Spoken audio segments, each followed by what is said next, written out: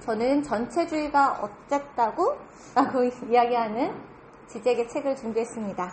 자, 선생님들 전체주의 하면 뭐가 뜨세요? 네? 네. 전체주의 하면 저는 딱 머릿속에 히틀러, 나치, 뭐 이런 게 떠요. 전체주의가 뭘까요?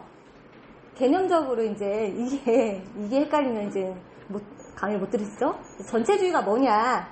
개인의 모든 활동이 전체, 이제 국가의 존립이나 아니면 발전을 위해서 개인의 자유는 어떻게 해야 돼? 억압되는 것이 바로 전체주의다라고 이야기를 합니다. 그래서 우리가 역사적으로도 우리나라에도 있었잖아요. 그래서 전체주의 하면 우리나라 사람들도 공산당 하면 딱 뭐가 올라와요? 알레르기 반응이 일어나요. 전 세계적으로 겪었던 이 전체주의 때문에 사람들이 알레르기 반응을 전체주의만 했다면 그냥 화들짝 놀라면서 전체주의 다 거부하고 금기하는 이런 현상들이 일어나는 거죠.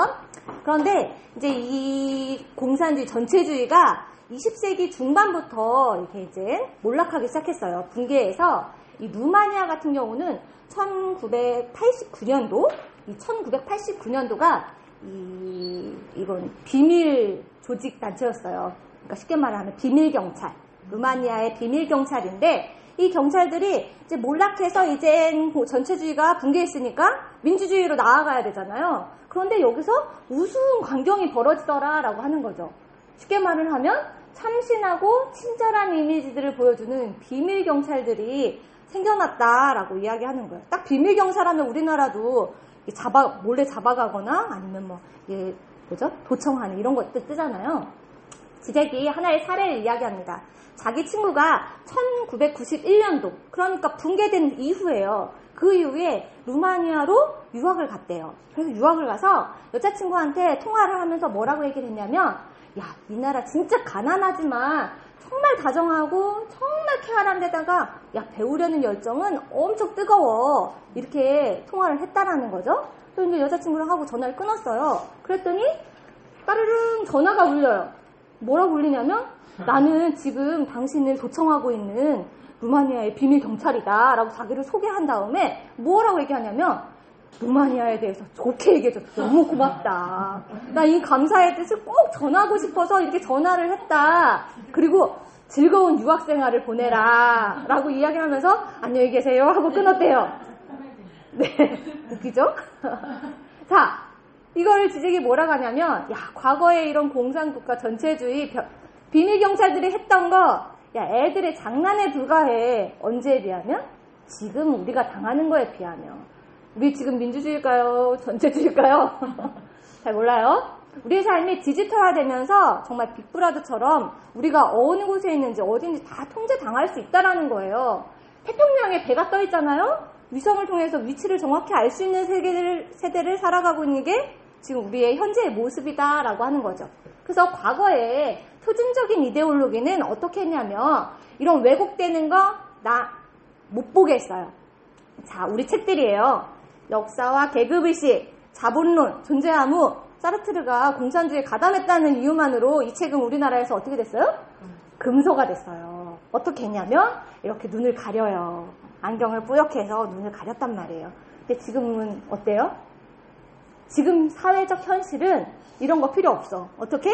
사회 자체가 실제 추상이에요. 그렇기 때문에 가려져 있기 때문에 우리가 지금 이런 오늘 강의를 들으시면서 이게 이렇다고? 이런 의아한 부분들이 있으실 거예요. 왜? 우리는 이데올로기 안에서 태어났고 이데올로기에서 살아가고 있기 때문에 우리 사유가 고정되어 있는 경우들이 많단 말이에요. 지적은 이것들을 막 흔들어 깨웁니다. 자, 전체주의라는 거 딱 하면 아까 말씀드린 대로 저는 홀로코스트가 떠요. 그래서 이런 기념관들에 보면 어마어마한 피해자들의 사진들을 막 하면서 우리는 딱 그걸 보면 악이다 이렇게 느끼잖아요. 그런데 이런 전체주의가 사회적인 전부를 통제하려는 정치적인 힘이 아니라 뭐냐면 결정적인 정치적 행위자, 쉽게 말을 하면 권력자, 지금 힘을 갖고 있는 사람들이 뭐하고 연결되어 있냐면 메시아적 타자성, 그러니까 민주주의의 수호자 이러면서 그것과 동일시되면서 우리를 계속 통제하고 있다라고 이야기를 합니다. 그러면서 민주주의는 도래할 거예요. 가능성, 잠재력을 가지고 계속 도래해야 되는 것이 민주주의인데 현실에 지금 이루어졌어. 지금이야. 이게 정답이야. 고정시킬 때 우리는 전체주의의 문턱에 서게 된다라고 주제를 이야기를 합니다. 그래서 지금 현실적으로 어떤 게 있을까 하면 9.11 테러가 났을 때 미국에 애국법이라는 게 생겼다고 얘기를 해요. 이 당시에 제가 미국은 안 갔어요. 근데 저희 원장님 가셨다던 것 같아요. 근데 그때 다 입국 심사 받을 때 엄청난 통제가 있었다라고 얘기를 해요. 이 당시에 우리나라는 미국이죠. 부시 정부가 이 권력자예요. 부시 정부가 권력자인데 내시에다 타졌어. 민주주의를 우리가 수호해줄게 하면서 어떻게 했냐면 이런 애국법을 가지고 통제를 들어갔단 말이에요. 이것이 바로 전체주의다라고 이야기를 하는 거죠. 그럼 우리나라는 없을까요? 코로나 때 어떻게 했어요? 동선이 다 몇 분 단위로 이게 다 오픈됐단 말이에요. 이거 뭐 때문에? 우리가 코로나로 인해서 우리 국민들을 안전하게 지켜줄 거야 라는 이 신념을 가지고 어떻게 했다? 우리를 전체주의로 통제한 것이다 라고 이야기를 하는 거죠. 그래서 이런 의미에서의 상징화된 이런 홀로코스트, 이데올로기는 그럼 홀로코스트를 어떻게 면제된 예외로 만드는가 라는 질문으로 저는 이 세 가지를 가지고 왔어요. 야, 악 중에 악이야. 접촉 불가능해. 야, 이거 전무후무야. 이런 악은 없었어. 라고 신비화로 승격시키면서 예외로 만들더라 라고 하는 거죠. 이거에 대해서 그 얘기만 했다 하면 더 이상 홀로코스트에 대해서 얘기를 하면 돼야 안 돼요? 안 되게끔 만들었다는 거예요. 두 번째는 이걸 가지고 이제 비극적인 실제니까 실제를 덮어야 되니까 어떻게 했냐면 비극으로 실제를 덮어요. 왜? 우리는 실제를 경험할 수 없잖아요. 비극으로 덮는데 이 비극에서도 삐집고 올라오는 거기에 뭐가 출연하냐면 코미디가 출연하더라. 이 코미디를 가지고 또 홀로코스트를 예외로 만들더라 라고 이야기를 합니다. 마지막으로는 이런 잉여적 향락, 이 실제가 있기 때문에 그 삐집고 올라오는 향락들이 있어요. 그런 것들을 계속 알면서도 아닌 것처럼, 알면서도 모르는 척하면서 냉소적인 조작을 하면서 홀로코스트를 면제로 만들더라 라고 이야기를 합니다. 들어가서 자세히 말씀드릴게요. 자, 실제가 출연했어요. 실제 얘기하니까 감이 안 오시죠? 나한테 지금 악이야. 나한테 경험되는 악. 아기가 엄마 뱃속에 안전하게 있다가 응애 하고 태어났어. 그게 뭐예요? 실제예요. 그래서 우리는 어떻게 이 실제를 견딜 수 있어요? 없어요? 견딜 수 있는 사람은 없다라고 얘기를 해요. 그래서 우리는 언어에 소외된 조치하면서 우리는 상징계, 언어로 우리를 실제에서 상징을 잡는다라고 이야기를 하죠. 근데 이 상징이 튼튼하면 너무나 좋겠어요. 근데 어때요? 비닐하우스예요. 너무 약해. 네, 실제 한번 폭풍 확 와닿으면 어떻게 돼요? 그냥 확 찢어져요. 그 찢어지는 사건이 바로 이 홀로코스트였다라고 하는 거죠. 실제를 뭐라고 얘기하냐면 제거하는 것이 불가능한 낯선 침입자야라고 하는 거죠. 내가 이게 정답이야 하고 고정되었고 이렇게 신념으로 가득 찼던 이 상징계가 찢어지면서 나타난 실제는 나한테 낯선 침입자로 느껴진다라고 이야기를 하는 거죠. 이게 홀로코스트 때 피해자들의 신발이에요. 이 신발을 그 기념관에다 다 모아놓고 이렇게 비치해 뒀더라고요. 자, 그럼 이 홀로코스트는 뭐냐? 여기에는 그냥 실제야. 아무것도 없어. 신비도 없고 수수께끼도 없어. 그런데 이 실제를 우린 견딜 수 있어요? 없어요? 없어요. 저도 이번에 어떤 경험을 하나 하고 있는데 이게 너무 이게 그냥 스물스물 이게 안개처럼 막 들어와요. 불안이. 그러니까 어떻게 하냐면 뭐 자꾸 전화를 한다든지 누굴 붙잡고 얘기한다든지 자꾸 이 짓을 하고 있더라고요. 그런데 어떻게 되냐면 이 안에는 정말 신비도 없고 수수께끼도 없다. 그런데 우리는 어떻게 하냐면 이 실제를 채우기 위해서 엄청난 윤리적인 재앙에 아무런 이유 없이 일어났다는 걸 믿을 수가 없어. 어떻게 해요? 숨겨진 의미를 계속 샅샅이 뒤져요. 왜 그랬을까? 뭐 때문에 일어났을까? 계속 샅샅이 뒤진다는 거예요. 그래서 어떻게 하냐? 환상을 띄운다는 거예요.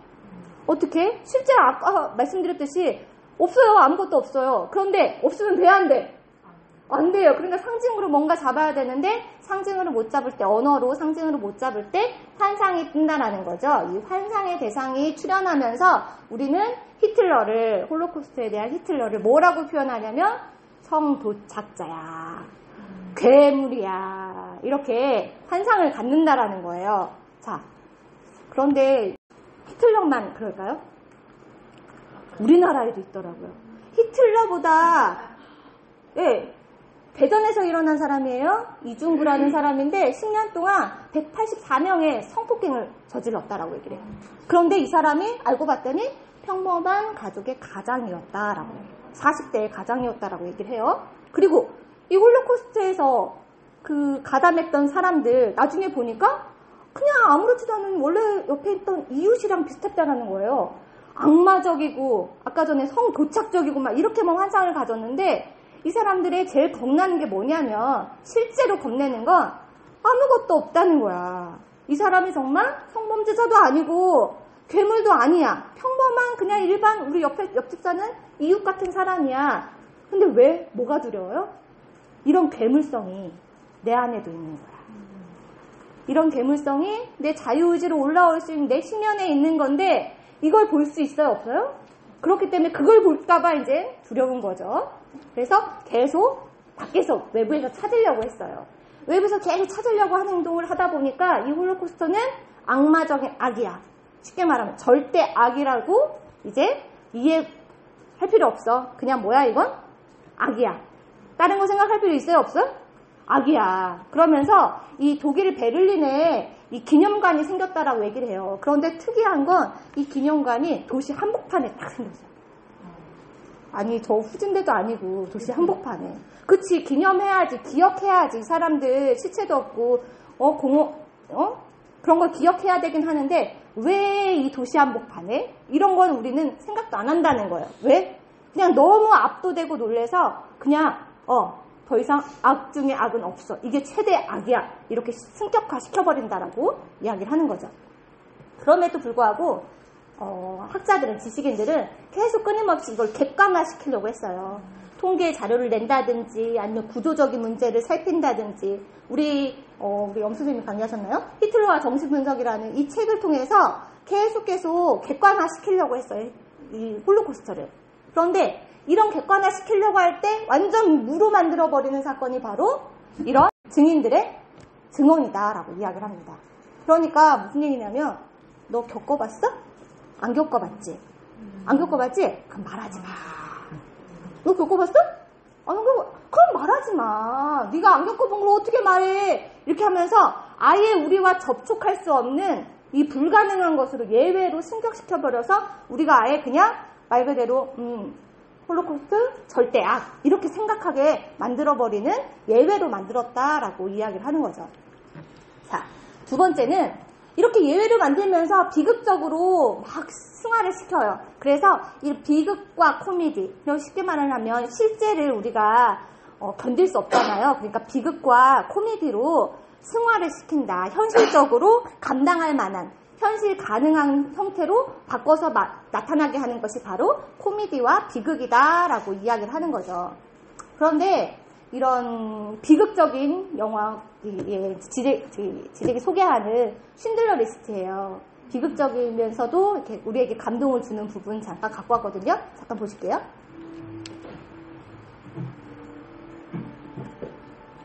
마지막 부분이에요.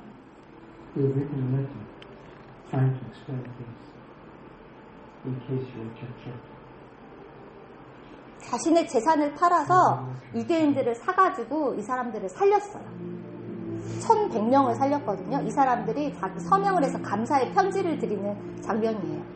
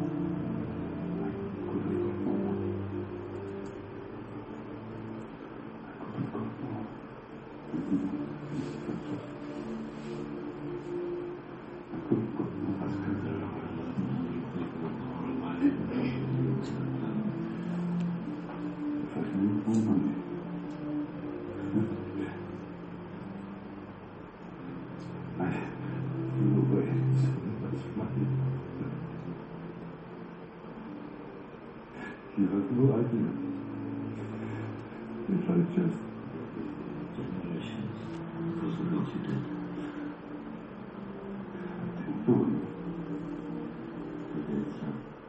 이런 비극이 인간을 말 그대로 이 실제를 덮기 위한 하나의 방법으로 이 고통스러운 이 악의 경험을 어떻게 하냐면 숭고한 것으로 한 사람의 일반 사람이 자기 걸 다 포기해가면서 어떻게 사람들을 살리는 이 비극의 존엄성으로 이렇게 표현된 영화다라고 이야기를 하는 거죠. 그래서 사장님 덕분에 1100명이 살아남았다 봐라. 그랬더니 이 배지를 팔았으면 더 많은 사람을 구했을 텐데 라고 이렇게 얘기를 한다라는 거죠.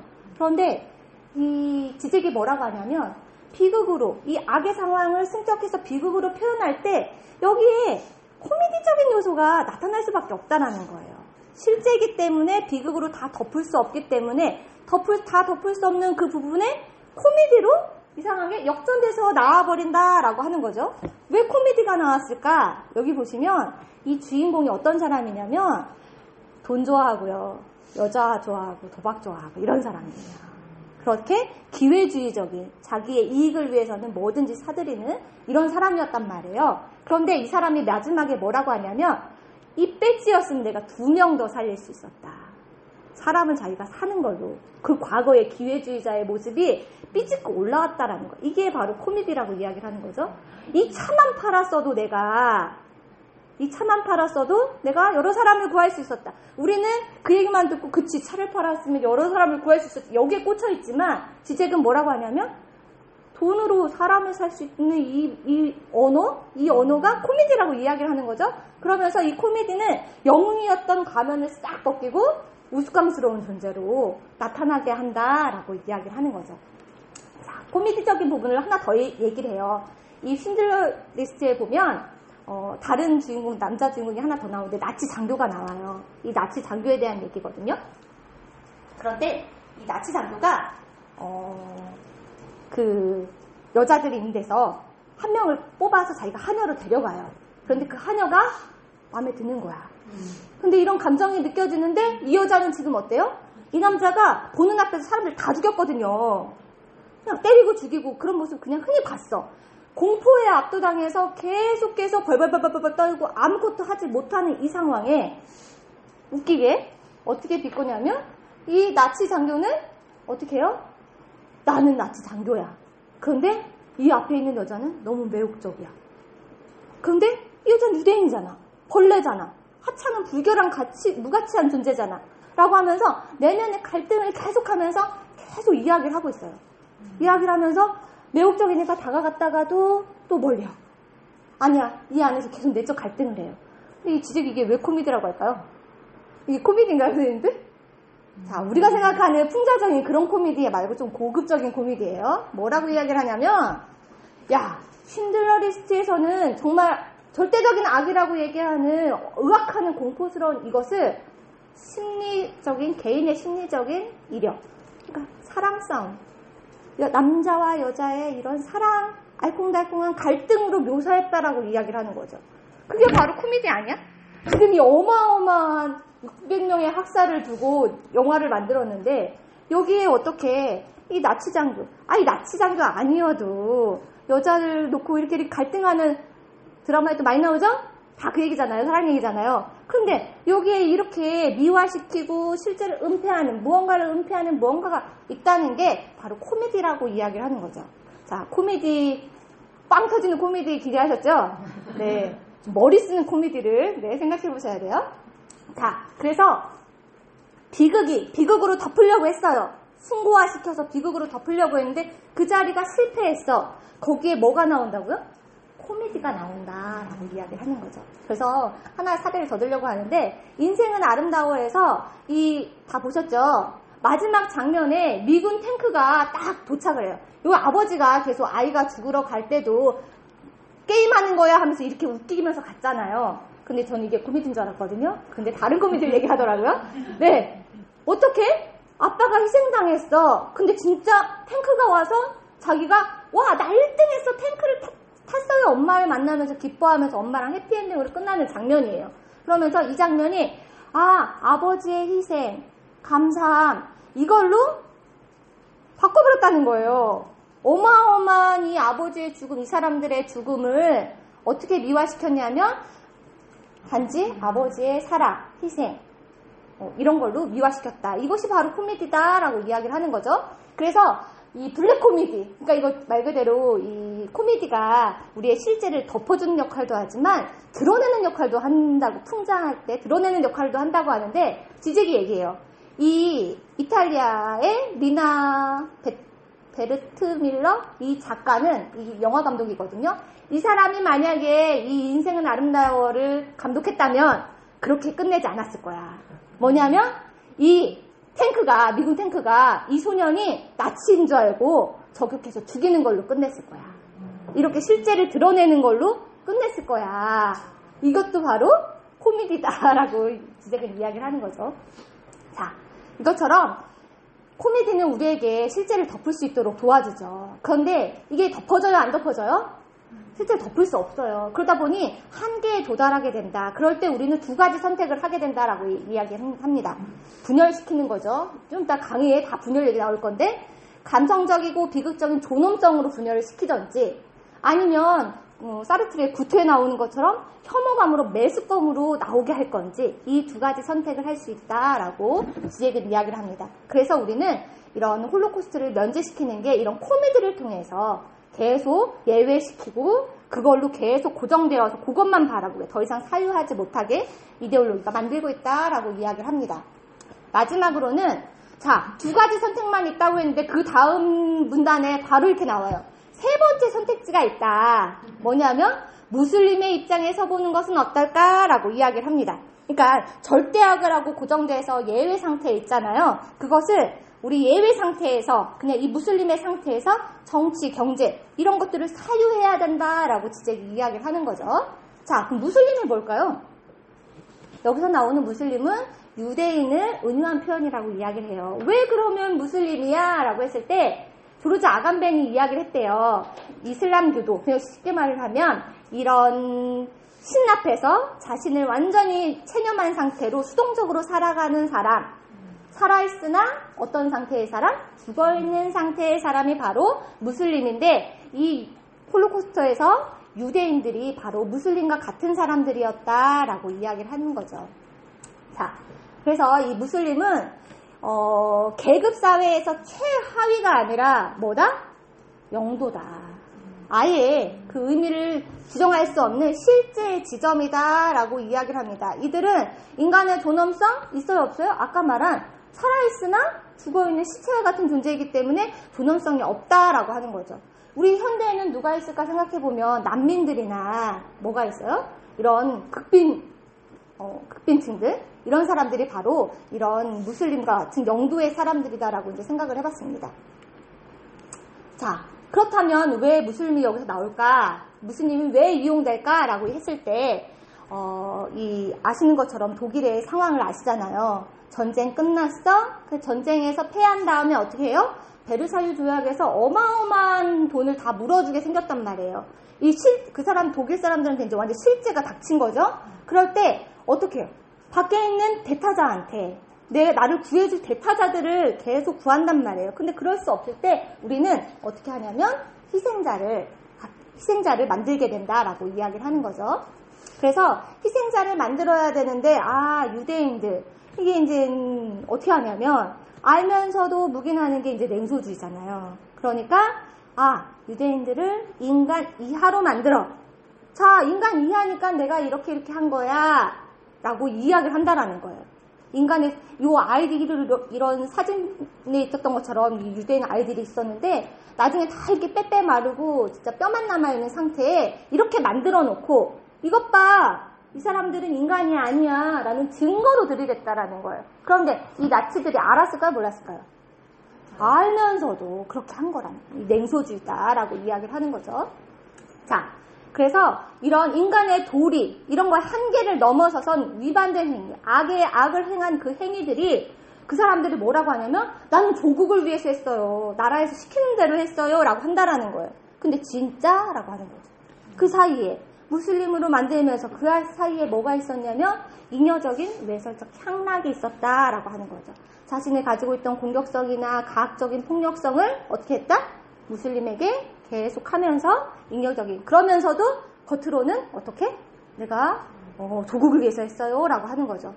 이 신문 기사를 보다 보니까 제가 군대는 안 가봤지만 군대 훈련소에서 그렇게 사망하는 사건이 있다라고 얘기를 해요. 근데 그 조직 체계는 보지 않아요. 근데 뭐라고 하냐면 훈련하다 죽은 사람은 애국적인 순교야 라고 이렇게 미화시킨다라는 거예요. 그런데 여기에 폭력적인 그 공격적인 이 향락이 있을까 없을까? 있다라는 거예요. 그런데 그런 것들을 드러내면 돼야 안 돼요? 안 되지. 조교들이 이런, 저 이거 유튜브 나가면 괜찮을라나 모르겠어요. 겁나라. 네. 그런 분들이 누군지 몰라요. 군대에서 이게 신입 몰라요. 그런 분들이 당한 대로 당한 만큼 자기도 하잖아요. 때리잖아요. 네. 그럼 해보셨죠? 네. 근데 거기에 이런 폭력적인 향락, 잉여적인 향락이 없었을까? 있었을 거라는 거래요. 자, 그래서 그것들에 이제 봉사하는, 무엇에 봉사하냐? 첫 번째는 탈정치와 또 희생자 드러내기라는 일종의 포스트 모던의 전략일 수 있다라고 이야기를 해요. 이게 무슨 얘기냐면 정치적으로 이런 문제 생각하지만 뭐 문제야? 희생자만 부각시켜서 우리가 희생자 불쌍해 감정적인 마음 건드려서 계속 그쪽으로만 바라보게 만든다라는 거예요. 어떻게? 냉소적으로 알면서도 이렇게 희생자들만 부각시켜서 드러낸다라고 이야기를 하는 거죠. 두 번째는 뭐냐면 자, 절대적인 악의 홀로코스트. 그 이전 이후로 이거 전무후무로 그거보다 더 악한 악이 없어 라고 고정시켜놓는 순간 나머지 전쟁들에서 일어난 어마어마한 피해자, 이보다 더 컸던 피해자들의 사건들은 다 뭐 된다? 사소한 것이 되어버린다. 그래서 이렇게 사소하게 되어버리는 이렇게 이제 냉소적으로 조작하고 있다라고 이야기를 하는 거죠. 마지막으로는 이런 고정되어 있는 것에 파괴하면서 일어나려고 하는 운동들이 있어요. 68 혁명이나 이런 우리나라에도 있었잖아요. 그거를 이데올로기는 어떻게 하냐면 자, 홀로코스터야 같은 거야 라고 등치시켜서 우리가 어떻게 하게 만든다? 움직이지 못하게, 사유하지 못하게, 급진적인 정치, 막 이제 고정되어 있는 것에 이제 드러내고 표현하고 이렇게 하려고 하는 상상력 자체를 사유를 금지시키는 역할을 하더라라고 이야기를 하는 거죠. 자, 우리가 홀로코스터를 악으로 계속 얘기할 때 우리 안에 공격성도 계속 표현하면서 알면서도 조작하는 이유가 정치적인 협정이 같이 일어난다라고 이야기를 해요. 무슨 얘기냐면 시온주의와 반유대주의는 정반대파예요. 시온주의는 뭐죠? 그렇죠. 유대인들이에요. 반유대 우파는 뭐예요? 네. 근데 그들이 어떻게 해요? 협력을 한대요. 어디에? 급진적 정치 가능성에. 왜? 그 고정시켜놓는 걸 계속 탈하고 계속 성장하고 발전하려고 하는 사유의 틀을 깨려고 하는 사람들을 어떻게? 씨를 말리기 위해서. 무섭죠? 그래서 진짜 적인데 얘네 둘이 적인데 어떻게 한대요? 협력을 한대요. 악인데. 네. 우리가 이것을 알아야 된다. 홀로코스터를 상대로 보면서 홀로코스터라는 예외를 보면서 우리는 이 판을 읽을 수 있어야 된다고 지적이 이야기를 합니다. 네, 종합이에요. 저 서론에도 갖고 왔던 건데 민주주의는 고정된 게 아니라는 거예요. 계속 도래할 것이라는 거예요. 잠재적인 가능성을 가지고 계속 나아가는 게 민주주의인데 지금 여기에서 다 이루어졌어라고 이야기는 현실인체하는 것이 바로 전체주의로 들어가는 바로 문턱에 와 있는 거다라고 우리가 사유해야 된다라고 지적이 이야기를 합니다. 그러면 어떻게 할 것이냐? 자, 그들은 우리가 사유하지 못하도록 어떻게? 통찰하지 못하도록 사유 의무, 사유 안 해도 돼. 우리 교육이 너무너무 쉽게 가잖아요. 공부 안 해도 돼. 생각 안 해도 돼. 계속 그렇게 그냥 절대 악으로만 고정된 상태로 머물러 있게 한다라는 거예요. 근데 우리 김병훈 교수님이 만들어준 이 판이 어때요? 네. 매번 새로운 책이잖아요. 6권이 매번 새로운 책인 것처럼 어떻게 하냐면 우리를 통찰력으로 계속 사유하게 하고 그 통찰력 안에서 식별할 수 있도록 만들어주는 역할을 하고 있다라고 하는 거죠. 지적이 오늘 전체주의가 어쨌다고 전체주의에 묶이지 말고 어떻게? 지금 전체주의인 것도 상황이 어떻게 돌아가는 큰 판을 보고 식별하고 사유하라고 저희들한테 감권적으로 이야기를 하고 있었습니다. 강의 마치겠습니다.